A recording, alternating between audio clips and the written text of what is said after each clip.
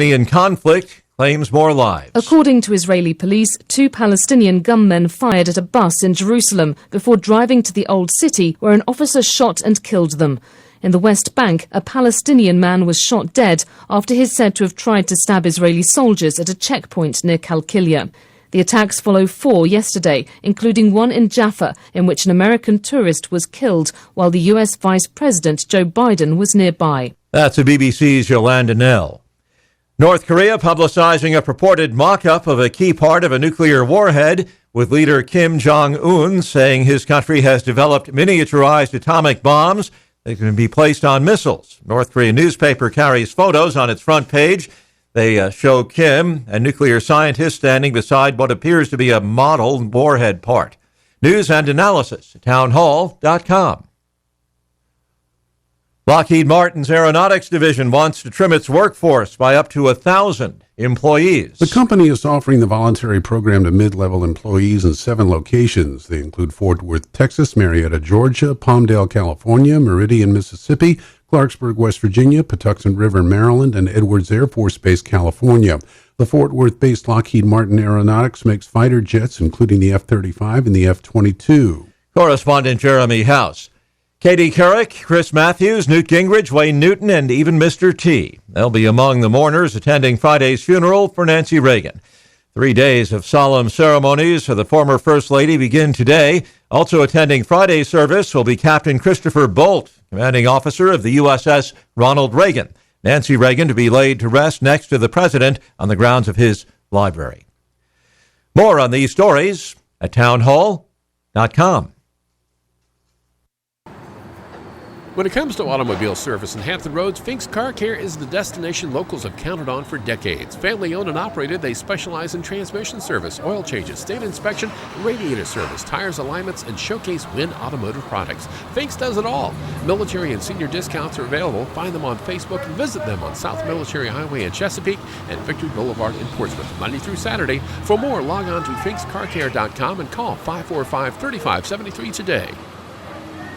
Long's Billiards in Newport News is having a massive sale. 7, 8, even 9-foot tables are at an all-time low price, including Connolly, Brunswick, and Olhausen. 1,000 pool cues in stock are up to 30, 40, even 50% off. Over 100 pool tables also on sale. When gone, they're gone forever. Log on to longsbilliards.com. Call 599-3661 and visit them at 9906 Warwick Boulevard. Major clearance prices going on now at Long's Billiards.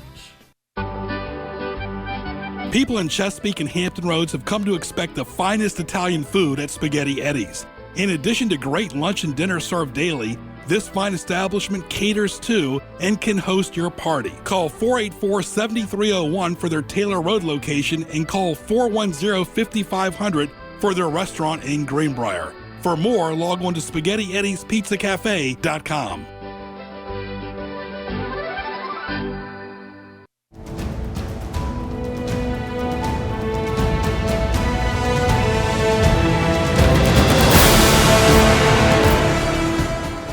Chesapeake, Virginia, 1650 AM WHKT presents Sports Scene. Sports Scene features local, regional, and nationally acclaimed guests and excellent interviews. Follow Sports Scene on Twitter at Greg Bick and at GJBTV.com. Now here is Greg Bicouvaris. And thank you very much, Ken Johnson, on this beautiful summer-like day, March 9th, 2016. Greg Bicouvaris, this is Sports Scene every Wednesday, noon to 1, right here on the radio and News Talk 1650. Nationally on TuneIn.com, type in WHKT in the search box. You can subscribe to Sports Scene, also radio.net. Type in WHKT to listen on your phone and your computer. Don't forget Sports Highlights this month on NNPSTV.com, showcases Old Dominion Athletics. Tell your friends about 1650. Twitter, at Greg Bick, at Sports Highlight, at GJBTV, HROnlineMall.com. Thank you to our military. Great guest lineup. Featured guest Ian Eagle from CBS Sports, one of the elite broadcasters in the country. Sponsors on GJBTV.com homepage and marketplace sponsors.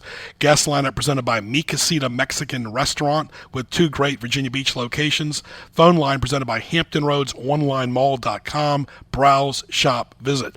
Sponsors this month: month in March. Fink's Car Care, Spaghetti Eddie's, Long's Billiards. Of course, the Sports Philosophy Show from 1 to 2 after this show.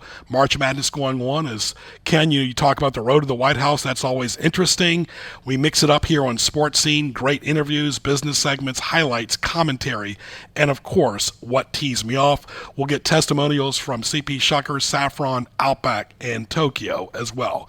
On this beautiful March 9th, don't forget gjbtv.com. Hit the YouTube link for archive shows. With Ken Johnson, I'm Greg Bicouvaris, Sports Scene on 1650 AM. TuneIn.com. Type in WHKT to listen on your phone or your computer. Stay tuned. Good Italian food, daily specials, and a place people enjoy is Spaghetti Eddie's. Indulge in your mouth-watering pizza, pasta, subs, salads, appetizers, and desserts. Open 7 days a week. Log on to SpaghettiEddiesPizzaCafe.com and visit them at Taylor Road and on Eden Way North in Chesapeake for lunch and dinner. Like them on Facebook. Italian food you can count on is at Spaghetti Eddie's. Long's Billiards in Newport News is having a massive sale. 7, 8, even 9-foot tables are at an all-time low price, including Connolly, Brunswick, and Olhausen. 1,000 pool cues in stock are up to 30, 40, even 50% off. Over 100 pool tables also on sale. When gone, they're gone forever. Log on to longsbilliards.com. Call 599-3661 and visit them at 9906 Warwick Boulevard. Major clearance prices going on now at Long's Billiards. When it comes to automobile service in Hampton Roads, Fink's Car Care is the destination locals have counted on for decades. Family owned and operated, they specialize in transmission service, oil changes, state inspection, radiator service, tires alignments, and showcase Win automotive products. Fink's does it all. Military and senior discounts are available. Find them on Facebook and visit them on South Military Highway in Chesapeake and Victory Boulevard in Portsmouth, Monday through Saturday. For more, log on to finkscarcare.com and call 545-3573 today. Catch up on archived editions of Sports Scene by going to gjbtv.com and clicking the YouTube image on the homepage. Now back to Sports Scene on 1650 AM and tunein.com.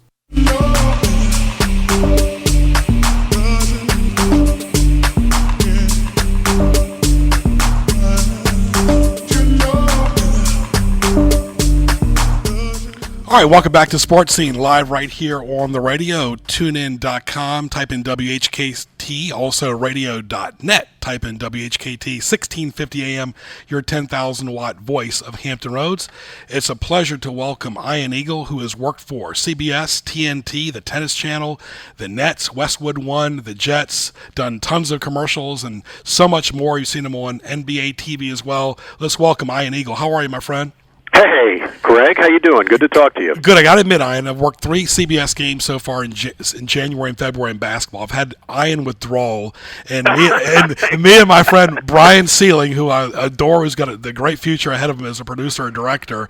But that's just the way the ball bounces. It's so much about football until February. Just basketball kind of like, almost, I want to say takes a back seat, but it's pretty much random after a football season. Yeah, but then I can tell you from a play-by-play man's point of view, you flip the switch. Yeah. And all of that time committed to football, all of the energy, all of the focus goes out your left ear, and you now begin to refocus on college hoops. I've done 7 games for CBS, and obviously the NCAA tournament, which is going to be my 19th, is the ultimate challenge for a play-by-play guy. The preparation, the quick turnaround, the uncertainty, the unpredictability, and the fact that you can't do it ahead of time. I'm so used to knowing what my assignment is and chipping away at the information and not doing it as one cram session, which is what the NCAA tournament feels like. So every year I say the same thing. I get the nervous energy leading up to it because the mystery of it, and then it ends. You go, oh, yeah, that was great. That worked out fine. So you just have to kind of handle the nerves. You're exactly right, because it's almost like in parts. During football in September and October, you know you have at least one game on TV, one on radio for the most part. And then, of course, once the net season starts, you're really multitasking. And then basketball around your football playoff schedule as well. And so it really is just a big jumble of a lot of different things. But like you said, you really don't know who your partners are. You know now you're going to work with Weber and Elmore and Evan Washburn. But you really don't know until the last minute. Like like Sunday night, who to prepare for in a few days. Literally, we get the phone call about 9:30 on Sunday night, and this particular year I have a Nets-Bucks game on Sunday night while the selections are being made, so you have that added layer of intrigue. And then it's just all hands on deck. For me, I've come up with a basic routine and system that I like to follow, but year to year that changes based on how many teams you've seen. I had one year where I had seen 7 of the 8 teams. 7 of the 8 teams I either had that year in the regular season or I had in the prior tournament. So a lot of that information lived from the year before, memorizing names, storylines, things of that nature. Other years, I've taken an 0 for. I've gone 0 for 8, and it's just kind of where the ball bounces. And when you look at your matchups, it hits you in that moment of, wow, I've got a ridiculous amount of work in front of me, or I can start focusing in on some more specific things because I have the general information already in my head. Right. And I was working with Steve Lapis a few weeks ago at a Georgetown game, and he and Andrew were talking about, possibly doing the early games in the early part of the week, and you've done those as well, that you have to prepare for that, even less notice, then go somewhere probably on a Friday. Yeah, last year I had the first 4. I had it a couple of years ago as well. Spinarkle and I had it a few years ago. Doug Gottlieb and I had it last year. The travel aspect of it last year was about as easy and carefree as you could come up with. It was Dayton to Columbus. Oh, yeah. So you literally get in a car, and 55 minutes later or an hour and 5 minutes later, you're at the hotel, you're grabbing some sleep, and you're preparing yourself for the 8 practices the next day. But you're right. The additional assignments made for even more of a challenge mentally because you just push the limits of what your brain can actually understand and comprehend and then process and deliver to the audience. Look, there's no possible way you can approach this the way that you approach a regular season game from a play-by-play man standpoint. The goal is to not just do brushstrokes, but try to immerse yourself in it and come out of the other side feeling as if you covered all the angles. We're talking to Ian Eagle from CBS Sports right here on Sports Scene at 12:15. Greg Bicouvaris, glad you're with us right here on News Talk 1650. But you have a little bit of an advantage because during football you're used to it, sometimes working a late Sunday game and then having to turn around and do a Thursday NFL game as well. And that's not always easy, and that's still been a work in progress for the NFL as well. Yeah, and I do think that that's helped me a lot in terms of the preparation for this event because I'm running around and going from city to city and compartmentalizing a lot of the information and releasing it into my brain and into my consciousness when I need it. It allows me to segment the stats and the names and the storylines, and I can access it when I need it. And while it may sound like, really, is it at that level? That's the way you have to view it? Yes, it is. Because if you look at it as 8 individual teams, you're done. Right. You're going to be buried under the rubble of information. Yeah. If you look at it as 4 matchups, then you can get into the mindset of, okay, I've got to study for the matchup. And then you take that matchup, you toss it to the side, you move on to the next matchup.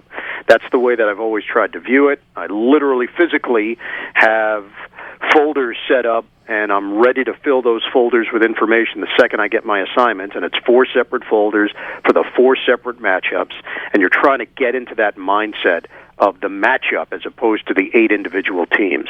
Right, and of course you have a gentleman you work with constantly doing your stats on radio and TV, and we real gentleman as well. That helps the comfort zone, and of course you work with Jimmy so much during the Nets games, but for this you're working with Weber, Elmore, and Evan Washburn, and of course for Weber, for the most part, the fans know him as primarily an NBA guy, so it's kind of new for him as well. Yeah, he did the tournament last year for the first time. He was working with Marv Albert and Len Elmore, and I think he really enjoyed it. Sure. And his own approach had to change. The NBA is something he lives and eats and breathes. And now this go-around, he's got a tournament under his belt, so he knows what to expect. I think from an analyst viewpoint, they're looking for different things than the play-by-play guy. For the play-by-play guy, it is a lot more memorization and committing yourself to that part of the equation.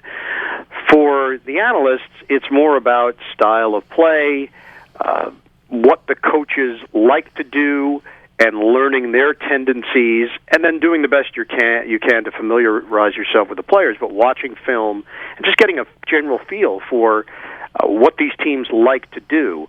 That's not to say that you don't know the names of the players if you're the analyst. You do, but it's not the number one priority of what you have to do in a moment's notice. So I think the analysts, Lenny's been doing it forever.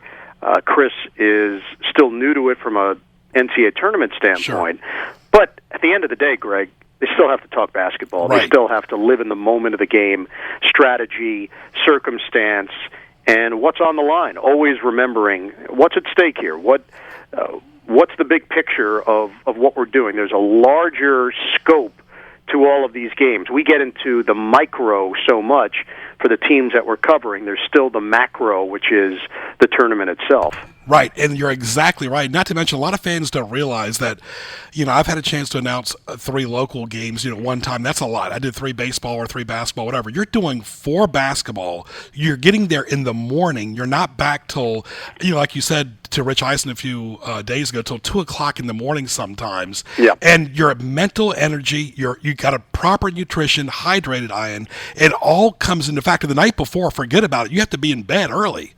I mean, because the next day is exhausting. Oh, yeah, it's mentally taxing. I will say that. And again, let's take this all into context. Sure. We're still doing broadcast. It's a basketball game. Right. We're not performing brain surgery. We understand all that. But with that said, to do your job well, you still have to feel up to it physically. And there were years, I can remember years, where I wasn't feeling as well as I have in other years, and it does take a toll on you over the course of those 4 games. But the nature of the games can carry you through. Mm-hmm. There have been years where I've had 4 great games, not necessarily buzzer beaters, but down to the wire, competitive, entertaining games. And it's amazing how faster the day goes when you have those kinds of situations in front of you. When you have 4 lopsided games or 3 lopsided games and 1 okay game, the day does seem to drag a bit more. The games will often dictate the ebb and flow of your broadcast day. Sure. And, of course, there's 4 different networks for the last several years. For a long time, you were just on CBS doing the games, as everybody was. Now, of course, it's TBS, TNT, True, and CBS. You almost have to write down, okay, this game I'm on TBS, Yeah. When you do the reset. You know what, though, Greg? And this is a little kind of inside baseball mentality. Sure. It's actually easier now with this setup than it was prior. When we were just on CBS and it was a regionalized set of games, you didn't know where you were going, you didn't know who you were going to, you didn't know percentages, you didn't know if they were picking you up in another market, if they were throwing to another audience, if you were laying out, which is a broadcast term of just being quiet, so that they could get a clean clip of your game and then move on to another game. The point was you always had to be on your toes as to who was seeing your game. Now, they're all national games. So you do your game, start to finish, and it's just one entity. You're not leading to some other game. You're not having a game lead into you.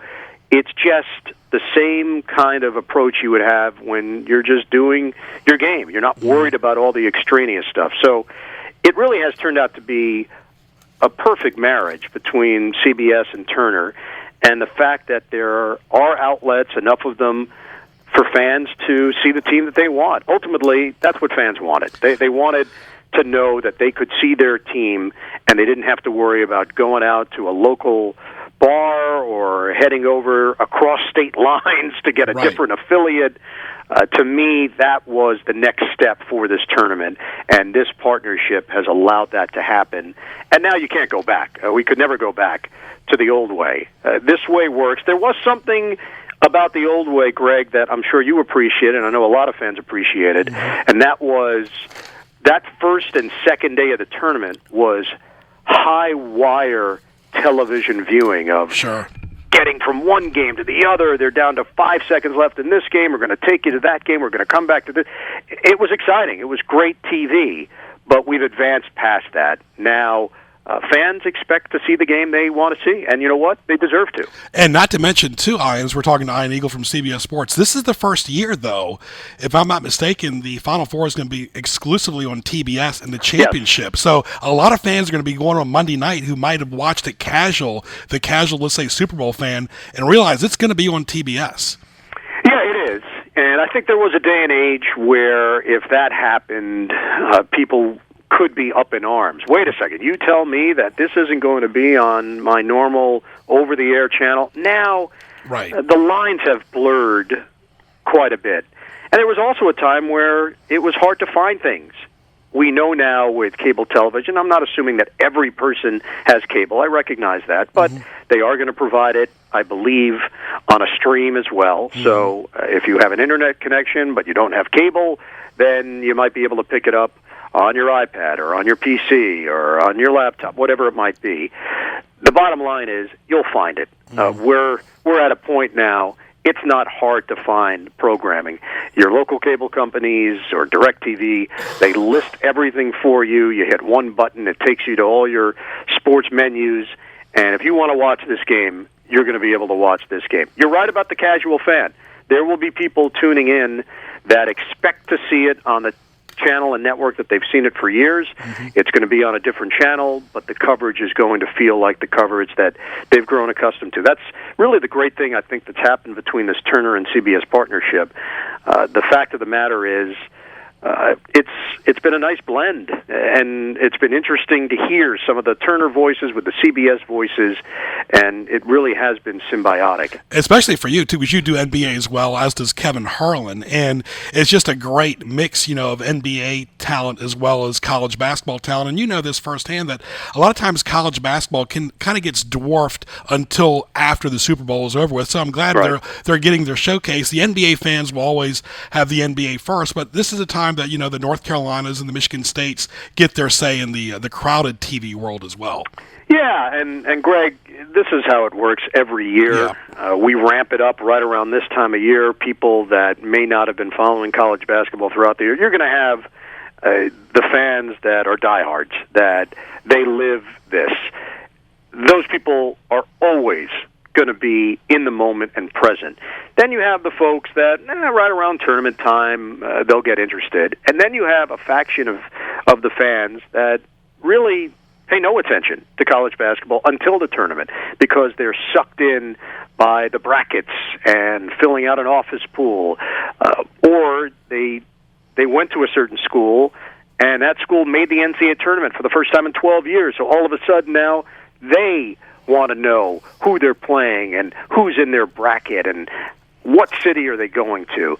So I think it kind of has the best of all of these worlds blended together, and that's why the tournament captures people's imagination. There are people right now, Greg, that you have never heard of, that you know nothing about, literally, right now, that you are going to know more than you ever dreamed of knowing about this individual based on the fact that this player got hot in March, won a couple rounds in the tournament, and has an incredible backstory that we're going to learn about based on one of these broadcasts in the first weekend of the NCAA tournament. Yeah, I look at UNC Wilmington. They're going to be in it for the first time in a while, too. But you're exactly right. Not only that, just the emotion of March Madness. You work a lot of NBA games. I'm one of the few that does like to watch the fan night on NBA Network. And I remember seeing you in Portland a few weeks ago and in the corner doing a game.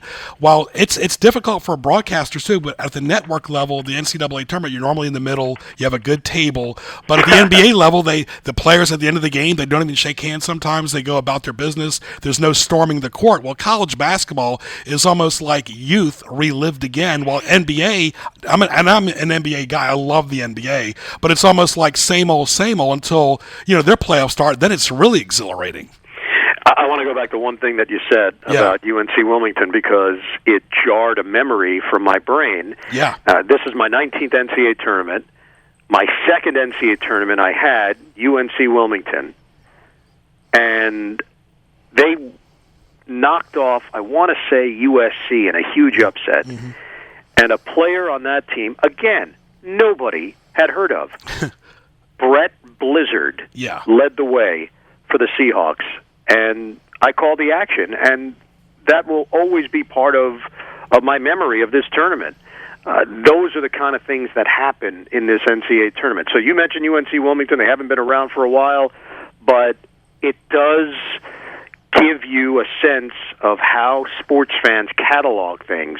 The second you mention that name of that school, it brought back flooding the memory of this guy, Brett Blizzard, a great name, getting a victory and getting it done in the NCAA tournament. To answer your question, yeah, just the logistics of it are a little bit different.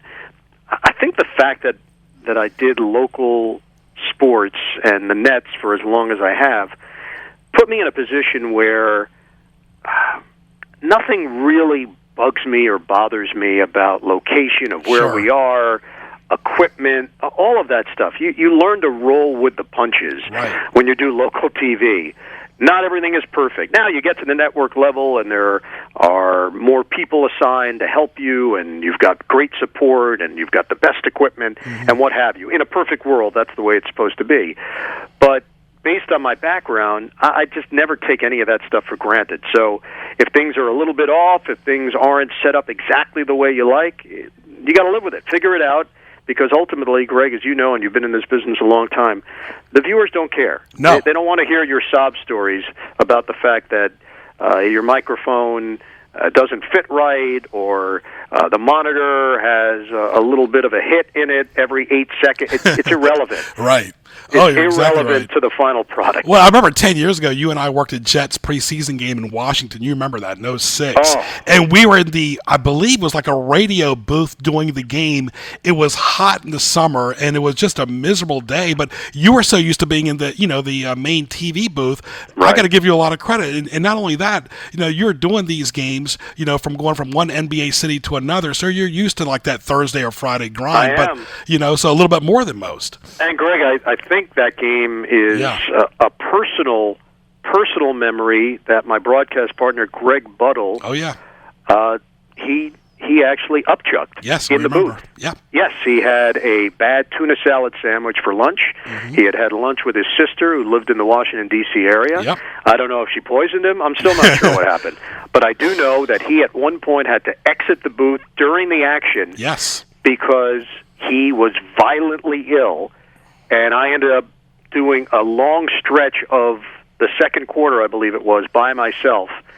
And I think I nailed both roles, Greg. Yes, you did. Of course you did. Yeah. Yes, of course. And with that said, I mean, I got to give you a lot of credit because your father was an actor too, and of course, a lot of us, Ken, my producer here, who's done acting, remember those great commercials. And I think you get a lot of those roots from your late father. Yeah. Thanks for mentioning. My dad, Jack, was a commercial actor. First, he was a musician. He was a trumpet player, big band era. Played with Buddy Rich, played with some of the greats. Then slowly made the transition to stand-up comedy, and from there went into the acting field, doing a number of commercials, over 50 commercials. Eventually, some movies as well, and TV shows, things that made air, things that never made air. But he was in probably 12 or 13 Captain Kangaroos. He was in 6 or 7 Candid Cameras. He was on the Merv Griffin Show 15 times, the Mike Douglas Show, all of that. It was the 70s into the early 80s, and a wonderful guy, very funny, naturally smart, and just always believed in me. Was very encouraging of what I wanted to do and what I wanted to pursue. At a young age, told me that I could do it, and had nothing but confidence in my dreams and my aspirations. So I do owe a great deal to him, and just his whole approach to looking outside the box and just telling his son not to settle, to shoot for the stars. And, of course, he did a lot of commercials, too, that people remember, too, as the monk, I believe, right? Yeah, he was the monk in the Xerox commercial, which was a very famous commercial. First commercial that ever used a religious figure in it. So It was a little bit controversial, and they didn't know Needham, Harper, and Steers was the ad agency. They didn't know how the American people would respond to it. It aired in the Super Bowl. for the first time, 1976, and he ended up working for Xerox in some form for about 22 years. At the highest of the high for him, he was traveling the country in a monk outfit 220 days a year to Kinko's, to big corporations, to customer calls. And because he was a stand-up comedian, he could blend not only being the character of the monk, but being someone that could be funny in a moment's notice and make people feel comfortable and take over a room. And he was a little guy, 5'4", but he had a big personality and how to present himself and really just understood people more than anything else. So it was interesting to see those two worlds collide. This guy who had never had a 9-to-5 job in his life, and then all of a sudden he was in the corporate world and he was just wowing people. But yeah, he did about 50 commercials. One of them, another famous commercial, was Hertz, O.J. Simpson, who is back in the news, as we know, jumping over him in the airport as he's tying his shoe, and he turns around and says, "Go, O.J.!"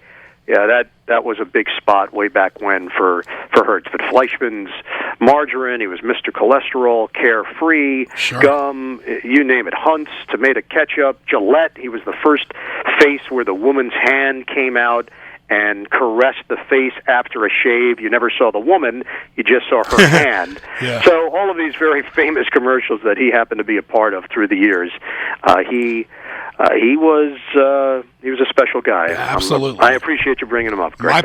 My pleasure. And of course, go back to prefacing too, as we're talking to Ian Eagle from CBS Sports too, that we have a mutual friend, John Chalesnik. You've spoken at several of his camps. You've got a camp as well.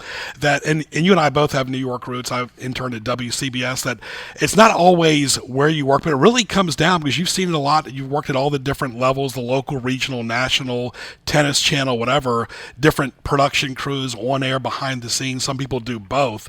That it really is networking, and primarily a lot of the guys that work at CBS or Fox and even ESPN, some are neighbors, and you really have to get along with everybody, because you never know who you're going to work with next. Yeah, I think from the outside looking in, the perception is that it's a very big business, and the reality is once you're in it, it's pretty small. It's a small fraternity. Yeah. And to me, very early in my career, I realized that your reputation is important. It precedes you in every situation that you walk into. So, not that it was a conscious effort, because it came more naturally to me. I just felt it was important to be nice and to be open with everybody. And it doesn't matter the level at which the person you're working with is at in the pecking order. If you're consistent in your approach, then you don't have to worry. You don't have to worry about, well, was I nice to that guy, but I wasn't nice to him? No, just be nice, be open, be accessible. That was always my viewpoint, and I do think it's helped. I think it's benefited me in that people feel as if I'm easy to work with, because I try to be. I try to be absolutely flexible and malleable based on the situation that I'm in. So in this business, word travels quickly. And if you're difficult and you make other people's lives difficult, trust me, at some point there will be someone that says, you know what, we don't need to work with him. Yeah, it's not going to sustain. Get a quick note, because you have a few more minutes. You've called tennis, Maria Sharapova, I guess. For some, it might have been a big deal. I got to give her some credit. She is handling this with a lot of class. She is. This is a tough situation in that she has been at the highest level since her very young, impressionable years. She made a lot of headway quickly on this tour, and her reputation and her whole optic was based on her being an incredible athlete, but also being a very attractive person that could represent companies. She backed up what Anna Kournikova could not. She backed it up with championships. Right. That was the difference. When they put her on a billboard, they could put the word champion next to her name. She was going to go down as one of the best players in women's history. What's happened should not negate that, should not change everything, but it does make you pause and question, because that's where we're at in Right. the world. Did she cut corners? And while she says this was a one-time thing, we don't know, and it allows speculation. And when you have millions and millions of dollars on the line, which she does when it comes to endorsements, this is now going to be very muddy waters and a tricky situation for her. There will, I'm sure, be a lot of work behind the scenes from her people in trying to limit the damage, but you know the world we live in now, Greg, with Twitter and with social media, and word travels very quickly. And if things start going in a certain direction, it's sometimes hard to limit it, and it's hard to handle it. Right. I'm curious to see what happens here with her and with her reputation. Right. We have privacy sometimes in an NFL booth or a college football booth, but not in basketball. People can actually periscope your broadcast. I mean, not necessarily yours, but like what their atmosphere is at the Verizon Center while the game's going on. I mean, just think this past year, there was a game on Yahoo in Europe, and the networks are talking about Facebook, Amazon, and Verizon possibly streaming games. That's still up in the air, but that's just the world we're going to. Yeah, no doubt about it. I think it's been a great thing in many ways in that fans can be more attached to an athlete or a coach or a general manager or a team than they ever were. And then the downside of it is, unfortunately, when those lines blur, sometimes it goes in a direction that, fans can push the envelope the other way, and a lot of the bitterness and a lot of the hatred that you might have day to day reveals itself in another form. Fans are allowed to feel any way they want. That's part of being a fan. Sure.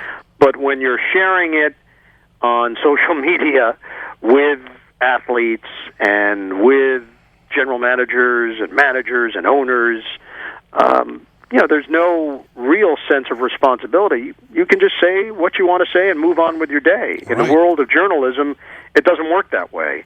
So I feel as if those that came up a certain way, including you and me of the same era, vetting things and making sure you have the facts straight, that's just not the case anymore. It's a lot of rush to judgment, and it's a lot of guilty until proven innocent, which is not the way things are supposed to be. And it starts, too. You talk about how the filters are less and less, but you go back to that game 10 years ago, the Jets preseason game, and you, of course, called a great Jets-Giants game. This, to me, of all the games I worked, none could compare to that Jets-Giants game that you called, had the most excitement on network television, better than the Super Bowl. That was unbelievable. That still gives me goosebumps to this day, that game you did in December. Yeah, it was a fun game. It was a fun atmosphere. We knew what was on the line for both teams, and there's still something about a local rivalry. You just don't get many of them in the NFL. You get division rivals, you get longtime rivals, but as we know in this league, you just don't have the multi-teams in one city. Right. Eventually, we assume LA will have it, although it's not going to happen right away, but eventually that should develop. New York has it. It's close between Washington and Baltimore, but not enough history between the two franchises, and they don't play that often. The Jets and Giants don't play that often. To me, I don't know. I don't know if it would take away from the importance, but I'd love to see the Jets and Giants play every year. Yeah. To me, that would be a natural for the NFL to figure out a way to make that happen. I know that it's not set up in that manner because of the way the schedule is formatted, but that's a good thing for the league when you can create interest like that in pockets of the country that go beyond the normal Week 7 matchup. There was something special about that game, and there was something special about the two fan bases having a full week to talk about it and then another 5 or 6 days to talk about it on the back end. Yeah, and finally, too, when the schedule comes out next month, I'm sure the Rams will get a lot of national TV games. Just that's the first time they're back. But, a lot of times the networks base their schedule on people like Peyton Manning. And, of course, his career pretty much started with yours at CBS. But I want to leave you on this note. Normally, after the March Madness, you're still doing the Nets, of course. They still have about 18 more games. But this year it doesn't look like they're going to, unless it's a miracle line, they're going to pass the Bulls, Detroit, or the Wizards. And I don't know if the Wizards will make it this year as well. Been kind of a tough year for the Nets and the Knicks both. Yeah, I mean, one thing about the NBA is we know there are the haves and the have-nots, and if you're a have-not, it can be rough, and the Knicks and Nets have been have-nots, and it's not a quick fix in the NBA. We're certainly aware of the restrictions with the cap, and things are going to change, the money's going to go up, but that doesn't necessarily mean that all of a sudden the teams that have been struggling for years and years and years can flip the switch and become NBA powerhouses. You need a superstar, and then you need a really good plan to build around that superstar. And the Knicks and Nets are searching still for those players that will be part of the core.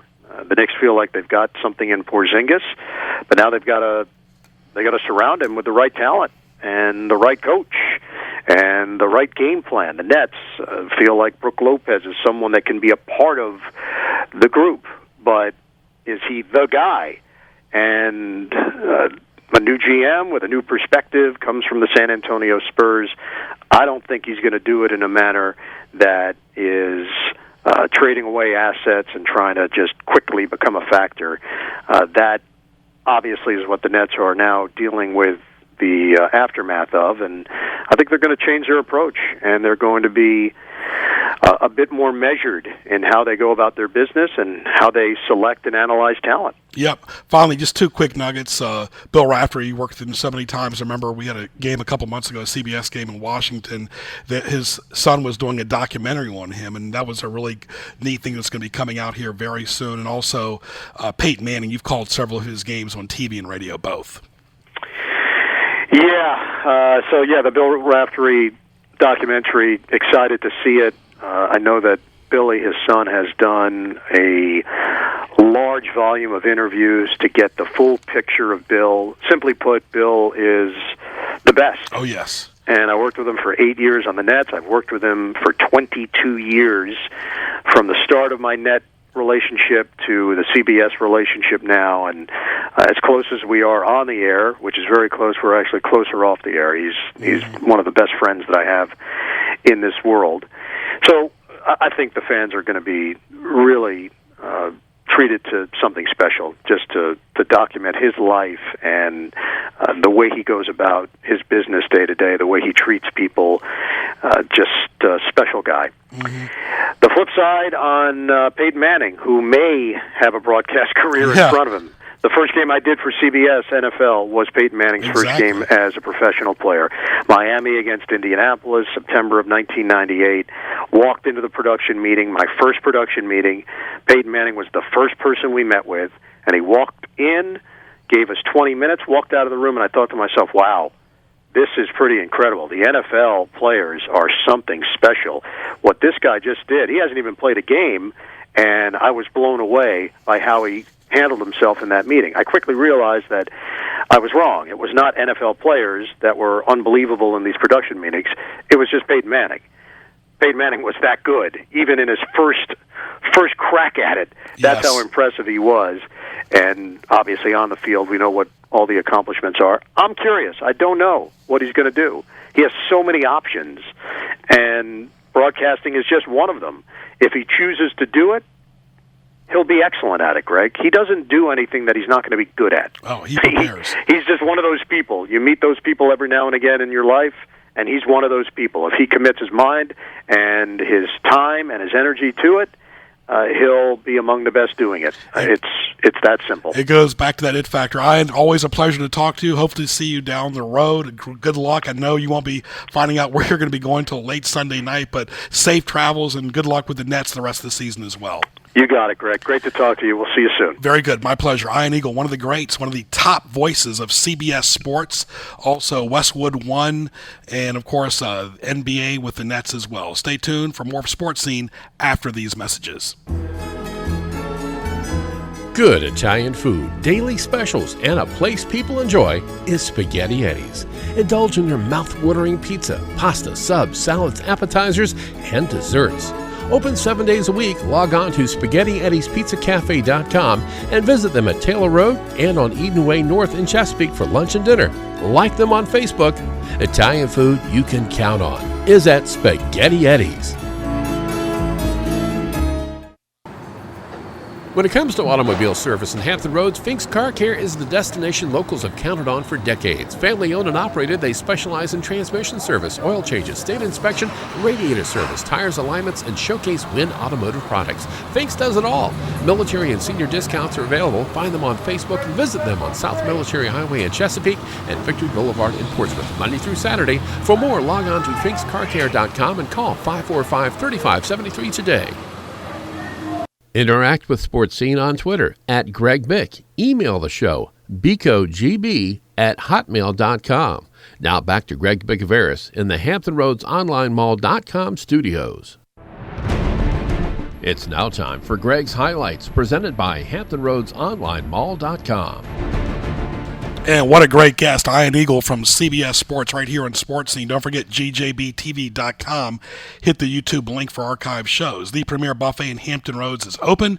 Tokyo Grill and Buffet. Indulge in this all-you-can-eat extravaganza, which includes Chinese, Japanese, hibachi, sushi, and American food, as well as fruit and dessert. Tokyo Grill and Buffet is ideal for every occasion, with lunch at $6.39, dinner at $9.39, and Sunday all day is $9.99. Great prices at 49 West Mercury Boulevard in Hampton, with new ownership and new management as well. Go by and see Jim and the great staff. Save the date each Wednesday for the best back-to-back talk shows in Hampton Roads. Sports Scene at noon to 1 o'clock this show, followed by the Sports Philosophy Show at 1 o'clock, both heard on News Talk 1650 and on TuneIn.com by typing in WHKT in the search box. Depend on it. A locals tradition is CP Shuckers, with locations on Shore Drive and Pacific Avenue. People love their prime rib, seafood, and much more. Your March Madness headquarters, also NASCAR, MLB, NHL, NBA, college, basketball, golf, soccer, tennis. Like both locations on Facebook. Go by and see Matt and Mark. Log on to cpshuckers.com. Eat or be eaten at CP Shuckers. And of course, want to welcome Ian Locke from the Norfolk Tides. How are you, my friend? Good, Greg. Thanks for having me. Very good. The Tides season about to start again here before you know it. April 7th through the 13th, homestand against Gwinnett and Charlotte. Ron Johnson's back again. Yep. I mean, we're really excited. I mean, it's hard to believe 1 month from tomorrow we'll have baseball. It's certainly baseball weather outside right now, and we're really excited to get back underway here at Harbor Park. Always the schedule is full of promotions as well. Yeah, absolutely. We have, we have 12 fireworks games scheduled this year. Those are always the most popular ones. So we're going to have a couple turn back the clock nights where it's 50-cent hot dogs and popcorns and soda, a couple Bark in the Park where you can bring your dogs out, and then we also have 4 different military-themed nights between Armed Forces Night and Navy, and the Air Force as well. So those are always some exciting nights, and people can find those if they go to our website and look on our schedule. They can see the promotions online.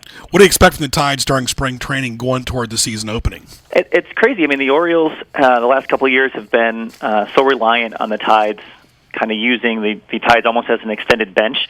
So a lot of our players that we're going to have, that we're predicted to have to start the season, are former Orioles, guys that Mike Wright, Tyler Wilson, who's a UVA product. Both of those guys pitched up in the Orioles last year. Christian Walker has been up there a little bit as well. Daryl Alvarez, LJ Hose, Henry Urrutia. These are guys that have played for the Orioles before and will most likely start the season for us.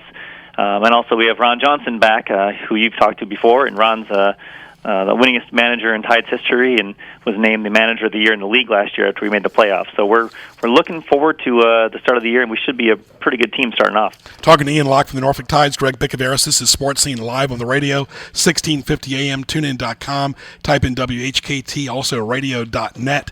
Type in WHKT as well. And, of course, the Tides had a winning record last year. That always helps. Yeah, it was the first time we made the playoffs as an Orioles affiliate. We had come really close a couple times, but kind of broke through last year, and it would have been nice to see what we would have done, with our full team intact. We kind of lost some key guys in late August and early September that went up to Baltimore. We're always, obviously excited for those players to go up and be in the big leagues, and that's what they're here for. But we would have, selfishly like to have them for our playoff run a little bit too. But it was great to see a winning team and having a lot of that core back, as well as Ron Johnson should bode well for the future. Hard to believe, almost 25 years at Harbor Park. Yeah, I mean, it's crazy. I mean, obviously we changed the logo. That was kind of a big thing that happened this year. But it's the 24th year, I think, coming in this year for Harbor Park. And, we've added some things over the years with a party deck and some new scoreboards and, some of the non-sexy things like, wall pads and redoing the actual playing surface itself. But still a great facility, still in great shape, and cleaned up every night, looking sharp. And we can't wait to show it again, to show it off again this year. Did Joe have to sign off and Ken on the new logo? Yeah, that was their kind of their thing. We had kind of had not necessarily a stale look, but it's been the same since 1993, since the Tides had become the Tidewater Tides and came from the Tidewater Tides and became the Norfolk Tides in 1993. We'd had the same logo, but since we had been with the Orioles since 2007, we had kind of incorporated more. We had some orange uniforms and some black uniforms to go along with our white uniforms. Then we had some blue uniforms. We used to be red. So it was kind of hard to say what colors we were. I mean, we still had the traditional Tides logo, but we had been incorporating more orange and black as we had been Orioles affiliates. So this change kind of incorporated the orange and black, but also made the green, which is a different color for sure. But if you look around minor leagues, there really aren't many teams that are green. In our league itself, 12 of the 14 teams in our league actually have red or blue as their primary color. So this is kind of a chance for us to stand out a little bit. And, in the zany world of minor league baseball, when you see teams like the Lehigh Valley Iron Pigs and the Richmond Flying Squirrels with kind of crazy logos and names, it kind of gave us an opportunity to stand out a little bit. And all the best. Also, NorfolkTides.com. You're all over social media as well. Yeah, we're on Facebook and Twitter and Pinterest and YouTube, and we also recently added Snapchat as well. So that's just one more thing for us to keep up with. But we're all over that. So especially with the season coming up, we'll have a whole lot of stuff on there, and an Instagram page as well, and our website and our Twitter at Norfolk Tides should be updated with all the most recent information. And see you very soon, my friend. Thank you. Always a pleasure, and thanks for your patience. Sounds good. Thanks, guys. Take care. Ian Locke from the Norfolk Tides, introducing lunch at Outback every blooming day with your favorites like Aussie tacos made with chicken, fish, or steak, or try their new ribeye melt topped with bacon, cheddar, and garlic aioli, all in a toasted artisan bun with over 70 lunch combinations starting at only $6.99. It's now lunch at last at Outback, 1255 Fordham Drive in Virginia Beach, 523-4832. Great place in Virginia Beach, Outback Steakhouse. Let's welcome Angela Lang from Meow Manor. How are you, Angela? I'm great. How are you? Very good. Tell us about your wonderful facility in Newport News. We are a new concept of pet care. So we have it's a cats-only boarding resort located in the Hilton Village area of Newport News. And everybody loves their pets. Everyone loves their pets, especially their kitties. We feel that there has been a lot of dog-related businesses, which is fantastic. Nothing wrong with that. But we decided that it's time to kind of cater to the feline parts of the families. So that's what we do. And what's your address? My address here is 10192 Warwick Boulevard, Newport News. Right, and the pets do keep people company as well. You've experienced that firsthand with being a military spouse, but for the elderly, for the young kids, whatever, a pet is a great way to start, and cats are fun for everyone. Absolutely. They just become part of the family, and so when people travel or need somewhere to take their pet, just last week we had someone who was just moving from Norfolk to Newport News and wanted their cat to be as stress-free as possible, so she came and brought them here for a week while they moved. So anytime that you're needing, someone to care for your pet, you want the best for them, and so that's what we offer for the feline parts of the family. Well, and you're all over social media. Absolutely. You can find us on Instagram, Facebook, Twitter, but yeah, everywhere. Very good. And talk about your hours and your phone number. Our hours here are Monday through Friday, 8 to 5:30. Weekends, we are by appointment, but I'm extremely flexible. So if there's some kind of time need for you, I work it out. We make it work for everybody. People especially enjoy us being able to be here on Sundays. Sundays is a big popular pick-up or drop-off day that not everyone offers. So I'm proud to say that we do that based on your schedule. My phone number I can be reached at is 470 588-6369. And you can see our link on HamptonRoadsOnlineMall.com. All the best, Angela, to you and all the great staff at Meow Manor. And thank you for doing what you do. Thank you very much. I appreciate it. My pleasure. Kenny, let's get to What Tees Me Off. What Tees You Off? Presented by GJBTV.com. An abbreviated version presented by Saffron Mediterranean Cuisine, lamb shanks, gyro platter, gyro sandwich, baklava, all the great staff, Daoud and everybody at 10417 Wark Boulevard in Newport News. Go by and get some great shish kebabs, as well as cold appetizers, hot appetizers, entrees, fish, kids menu, desserts. Open lunch and dinner 7 days a week. That is Saffron Mediterranean Cuisine in Newport News. Kenny, what teased me off? Of course, writing a novel by texting. Keep it short and sweet. Texting. It should be no longer than the word text. Splashing waters from moving vehicles. We've said this before, but they can't help it for the most part, but it's still annoying. Yeah. All you can do is Scotch guard your body. The network anchors, Ken, that butchered Scalia's first name, the former judge that passed away, his first name got butchered more than ham or a steak does. Yeah, they look nice on camera, but that doesn't mean they've got a lot of there. Right. Trying to clean aisles of big box stores or grocery stores while customers are still trying to weed through them. Hello. Faulty chargers and phone lines, chain text or emails. I don't like chain text or emails. Most people don't. Waffling on decisions, Kenny, lack of transparency, and bogus delays on proposals. That's all bad stuff. All right, great phone lines today, great audio and video, gjbtv.com. Hit the YouTube link. For Ken Johnson, I want to thank our great guests as well. Ian Eagle from CBS Sports, another Ian Locke from the Norfolk Tides, and Angela Lang from Meow Manor. Greg Bick on Twitter, that's GREGBIC. For Ken Johnson, I'm Greg Bicouvaris. Happy Wednesday. We'll talk to you soon.